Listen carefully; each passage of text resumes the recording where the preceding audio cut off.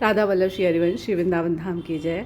ये मेरा second blog है और अपने ब्लॉग में मैं अपनी दिनचर्या और गुरुदेव के बताए हुए नियमों का पालन करने का प्रयास करती हूँ और उन्हीं को आपके साथ शेयर करती हूँ। और आज सुबह सुबह ना बारिश तो हुई साथ में हवा इतनी तेज चली कि इधर उधर चीज़ें बिखरी हुई, साथ में बच्चों का भी सामान इधर उधर फैला पड़ा था जिसे मैंने समेटने में लगी हुई हूँ। तो बस शूज़ वगैरह सबसे पहले मैनेज करा मैंने और उसके बाद में फिर यहाँ पर सबसे पहले पूरी सफाई का अभियान शुरू कर दिया, क्योंकि यहाँ पे बारिश की वजह से बहुत ज़्यादा गंदा हो गया, जो कि सिर्फ और सिर्फ धुलाई से ही ठीक हो सकता था, है ना। तो सबसे पहले बस यही किया। और पता है आप जितना मर्जी ना झाड़ू लगा लो, लेकिन अगर आप पोछा धोना ये सब नहीं करोगे ना तो उतनी मतलब ऐसा सुकून सा नहीं लगता। ऐसा लगता है कि बस एक बार झाड़ू या पोछा कुछ भी करके वाइप कर दो आप, है ना। तो बस उसी चीज़ में मैं भी लगी हुई थी कि बस क्लीन कर दूँ ताकि सुबह सुबह थोड़ा सा शांति सी लगे और अच्छा लगे, है ना। देखो कितनी मिट्टी निकली हुई है, तो बहुत ज़्यादा। और यहाँ पर ना मतलब आप कितना भी मतलब मैं ऊपर 3rd फ्लोर पर रहती हूँ, लेकिन फिर भी ना डस्ट पता नहीं कहाँ से इतनी आ जाती है कि मतलब आप सफाई करते करते ना थक जाते हो। आज बताओ सतगुरुदेव भगवान के प्रादुर्भाव में कोई सम्मिलित होने गया या नहीं गया, प्लीज़ कमेंट करके ज़रूर बताना। सतगुरुदेव भगवान का प्रादुर्भाव 13 से लेकर 19 तक है, आपको पता ही है ये चीज़, है ना।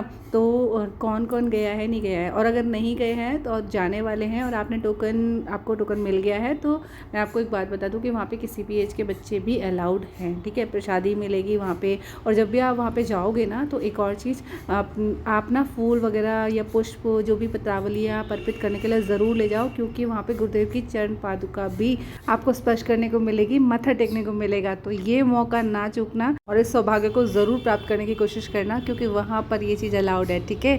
तो यहाँ पर मैं बताने वाली हूँ कि और जो लोग नहीं गए हैं, जिन्हें टोकन नहीं मिला है, तो वो वहाँ पे अगर नियर बाय वहाँ पे वृंदावन के आसपास बिल्कुल नियर बाय रह रहे हैं तो वहाँ पे आप रिक्वेस्ट कर सकते हैं, क्योंकि वहाँ के परिकर कुछ सुना जा रहा है कि वो भी आपकी व्यवस्था कर पाएंगे, ठीक है। तो अगर आसपास हैं तो जा सकते हो, ज़्यादा दूर से तो मैं कहूँगी कि हाँ 20 के बाद ही जाना, क्योंकि एकांतिक टोकन और एकांतिक दर्शन का जो सौभाग्य है वो तो आपको 20 के बाद ही मिलेगा, ठीक है।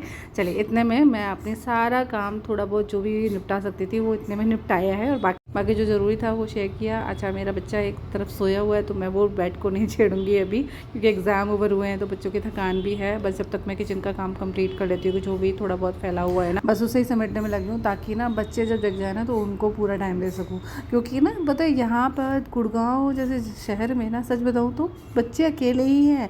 अगर आप पार्क में ले जाते हो तो वहाँ पे बच्चों के ग्रुप बने हुए हैं, मतलब आप कितना भी अगर ज्वाइन करने की कोशिश करोगे ना तो बच्चों का अपना ही अपना एटीट्यूड रहता है। तो जो बच्चे डेली जाते हैं उनके तो ग्रुप हैं, लेकिन जो कभी कभी जाते हैं ना उनका कोई ग्रुप नहीं है। तो बस कोशिश ये होती है कि भाई अपने बच्चों को अपना टाइम दो। बाकी अगर अपने बच्चों को पार्क भी ले जाना है तो थोड़ा सा नज़र रखो, क्योंकि आजकल कुछ भरोसा नहीं है कहीं पर भी।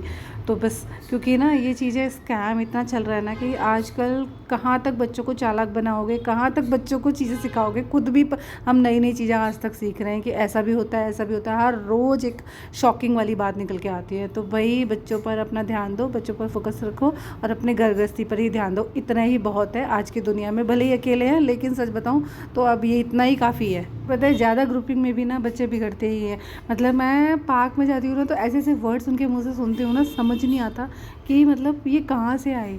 तो लो जी, हमने अपना थोड़ा सा और बचा हुआ काम भी कंप्लीट किया। अब उसके बाद में मैं कुकिंग की तैयारी कर रही हूँ। यहाँ पर आज मैं बनाने वाली हूँ बड़ी चावल। तो बस मेरी मम्मी ना उड़द की दाल की काफ़ी अच्छी पेठे वाली बढ़िया बनाती हैं, तो बस आज मैं वही बना रही हूँ। और साथ में थोड़ी सी चाय पत्ती ख़त्म होने वाली थी तो वो और फिल कर दी।